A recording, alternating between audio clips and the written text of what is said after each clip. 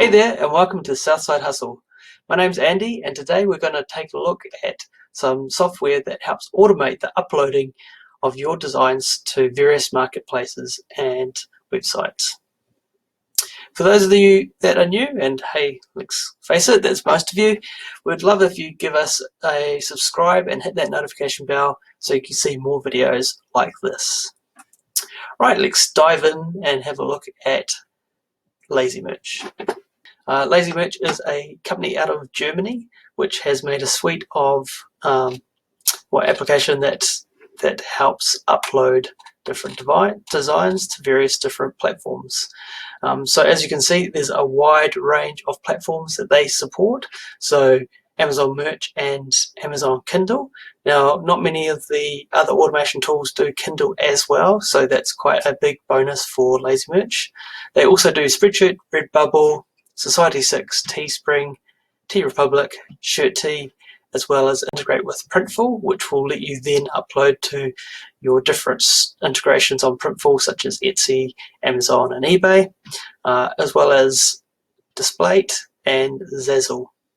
Another differentiator for this software is the fact that it does automatic translation. So if you are selling in different marketplaces, such as Amazon in Spain or France, or if you are wanting to get onto different platforms, for example, Spreadshirt has a German store, then this software will automatically translate your English into the various different languages. So that's quite a benefit that other software of this type does not have. In regards to pricing, then it's obviously in euros, being a German company. What you can see is obviously they have an entry tier which just supports one platform. Then you have your full access, which covers effectively everything, all those platforms we just mentioned, and then they have a separate KDP tier for those who just want to do and use the KDP automation and upload. So that's the package there offered by LazyMerch. Let's go and have a look at the application and see how it's set up. Well, welcome to the LazyMerch software. As you can see, it has a list of the various stores and marketplaces on the left-hand column here, and we have this little file with a plus, which, like all of these different automations, runs off a spreadsheet.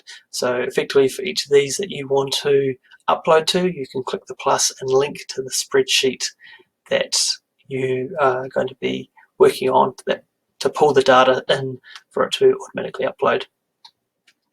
There are also a number of options. So when we come to this little gear bubble down here, we click on that. This gives us options across all of those different stores. So for example, Redbubble, if we want to look at Redbubble, go to that. We can have a look and change some of these settings. So for example, for the genre, we probably want to do design and illustration and not photography, and I do drawing. So that's what some of my artwork is.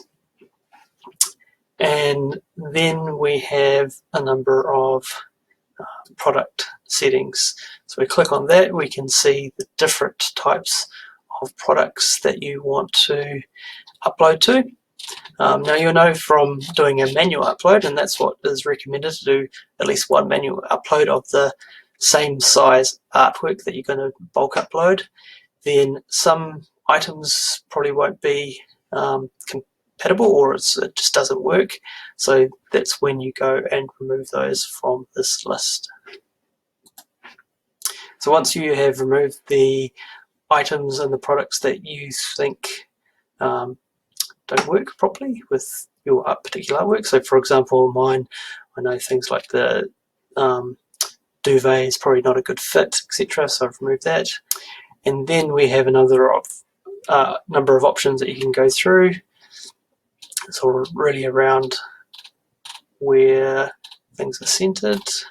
I'm just going to leave those all as standard. Some delay times. You can change the default view. you want to on all of these, so it's up to you which view. If I just do the image, and I can always go in and change that afterwards. And if we want to translate to the various different languages, so we can save that now. Next thing we'll do, we'll just have a look at the files. So I've just got one of the files here. So very similar to PODCONNECT that we looked at the other week. So obviously we've got a design path, the language, the title we want to put, the description, the tags, and obviously there's an adults only, and then if we want to copy the design. So to copy the design on Redbubble, you go to the artwork that that you want to copy, and if you click the gear icon, you can then click on copy design, and it will come up and it will have a new link with duplicate. So that's the link that you want to copy to be able to then put in for all these designs that are going to be uploaded to copy. Right, so we have loaded up our Excel file, and it has gone through and it's done a trademark check. So you can go through and just check these trademarks. You'll find though that most of them just group it in one or two words, and those words may have some issues, but it's always best to look at that. There's a log file down the bottom here that you can see that allows you to be able to see which areas it's picked up on. And once you've finished that, you can then push the arrow here. If you've got multiple of these loaded up, you can run all of them. But at this stage, we're just doing Redbubble. So let's just go. It should open up a Chromium window, which then will allow us to log in. Okay, so what you can see it doing now is that it's going through and it's copied the template from the duplicate, and then it's using the information to automatically, not touching anything, go through and load those up. So we'll go through one by one and load up the images, and it will then upload them. So once it's finished that, then essentially you've done and they're loaded up, and you can go into Redbubble and check it out. And that is the same with, therefore, all of these different ones. Each one has slightly different options to check, and but each has a separate spreadsheet as well. So you just have to fill in each spreadsheet and load it, and then pull that through, just due to the different options that each spreadsheet has. So it's a slightly different method to the way that PODCONNECT does, where PODCONNECT essentially has one spreadsheet that you load up into the system and then assign. This one, you have to go and assign the spreadsheet, and all the settings, or most of the settings, are in the spreadsheet itself.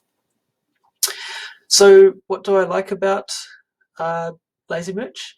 Well, the key things really is that obviously it's a wide range of different platforms. It also has Merch by Amazon. Unfortunately, I don't have a Merch by Amazon account yet, but it's definitely something that I'm looking at. Applied a couple of times, but haven't been successful. And then obviously Kindle direct publishing. So if you're publishing Kindle like I do, then this is all in one package. So it's all in one place. So I really do like that. I do find it a little bit more clunkier than PODCONNECT that I've tried already. But overall, it's a really good system for automating your uploads. And one of the longest things it takes to do is to upload to your different sites. And so if you can just set it up and let it run, then go off and do something else. So that's a really big advantage. So from me, I think I'll keep trying this for another couple of days and see how it goes.